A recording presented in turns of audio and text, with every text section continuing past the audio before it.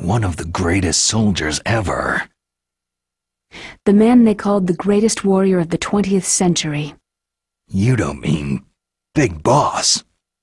That's right. We've been working feverishly to identify the genes responsible for his incredible combat skill. So far, we've discovered about 60 of the so-called soldier genes.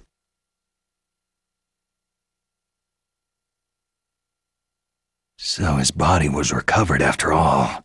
Yes, and his cells have remained frozen in a cryochamber. His genetic information is a priceless treasure to mankind. Priceless to the military, perhaps.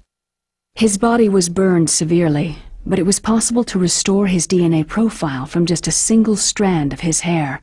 Oh, heck, it's like some kind of dinosaur theme park. And you're gonna put these genes into soldiers? Yes. We'll use a process that I discovered called gene targeting. The strongest soldiers don't become what they are by acquiring their skills through training or experience. We now know that hereditary factors are far more crucial for creating superior soldiers.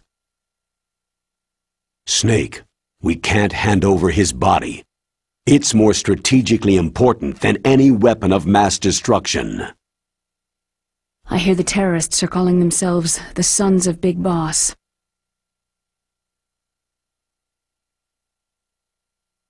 The Sons of Big Boss.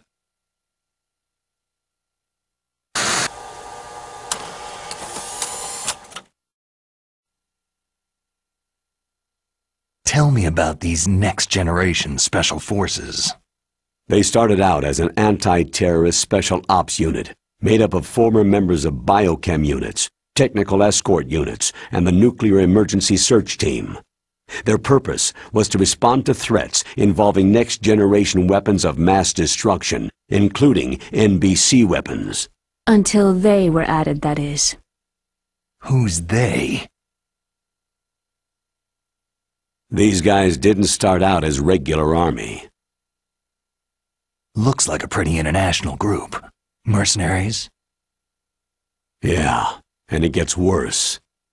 Most of them were from a merc agency that I think you're familiar with.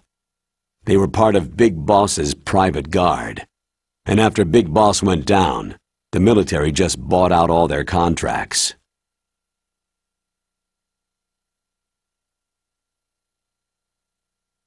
Outer heaven. After that, they were merged with our own VR unit Force 21 and retrained. If you ask me, these so-called next-generation special forces should be called simulated soldiers. They have no real battle experience. Soldiers of the video game generation, huh? Don't forget they've all been strengthened with gene therapy. They carry genes which make them excellent soldiers. Don't get careless just because they don't have much experience. I thought international law banned the military use of genetic therapy. Yes, but those are just declarations, not actual treaties. The interesting thing is that nearly every member of the unit conspired in this attack.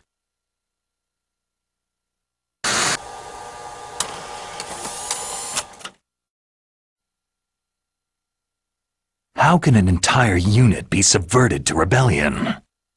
They're calling it a revolution. Since they all went through the same gene therapy, they probably felt closer than brothers. They see the unit as their only family. The Sons of Big Boss. But if they were regular army, they must have been interviewed periodically by army counselors. According to their files, they all got straight A's on their psychological tests. They all seemed like fine, upstanding, patriotic soldiers. But they all took part in the uprising? No. Several people didn't show up on the day of the exercise. That's why there was a resupply of troops.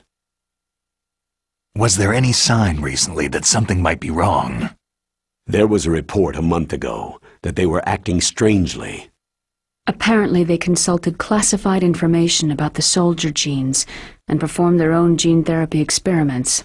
They can do that, even without you?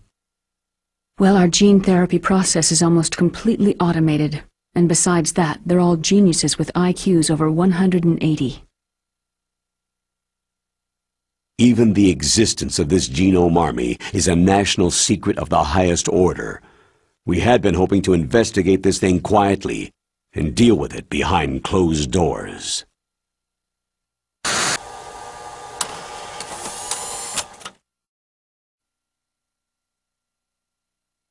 High-Tech Special Forces Unit Foxhound, your former unit, and one that I was the commander of.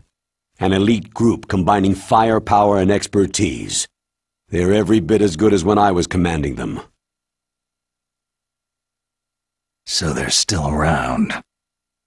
There are 6 members of Foxhound involved in this terrorist activity. Psycho Mantis, with his powerful psychic abilities. Sniper Wolf, the beautiful and deadly sharpshooter. Decoy Octopus, master of disguise.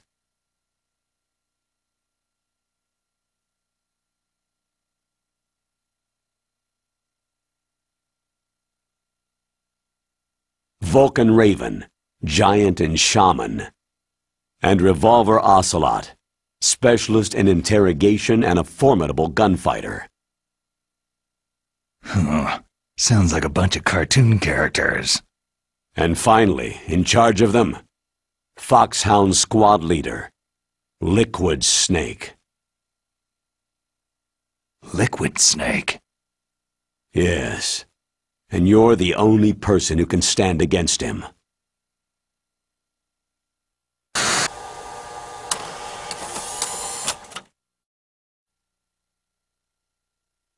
Liquid Snake? Liquid Snake, the man who shares your code name, the solid versus the liquid. Tell me what you know. He fought in the Gulf War as a teenager, the youngest person in the SAS. His job was to track down and destroy mobile Scud missile launching platforms. You were there too, I believe. Didn't you infiltrate western Iraq with a platoon of Green Berets? I was just a kid myself back then. The details are classified, but it seems that originally he penetrated the Middle East as a sleeper for the SIS. He was a spy for the British Secret Intelligence Service? But he never once showed his face in Century House. He was taken prisoner in Iraq, and after that there was no trace of him for several years. After you retired, he was rescued and became a member of Foxhound. I thought that by the time I left, they were no longer using code names. I don't know his real name.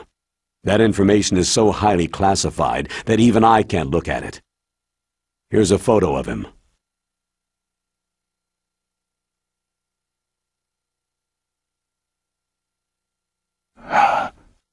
Pretty shocking, huh? His skin tone is different, but otherwise, you two are exact duplicates. I have a twin? I don't know the details, but it seems so. That's why we really need you for this mission. You're the only one who can beat him. Now that I've met you, I know. You've got something that he doesn't. Why don't I find that thought more comforting?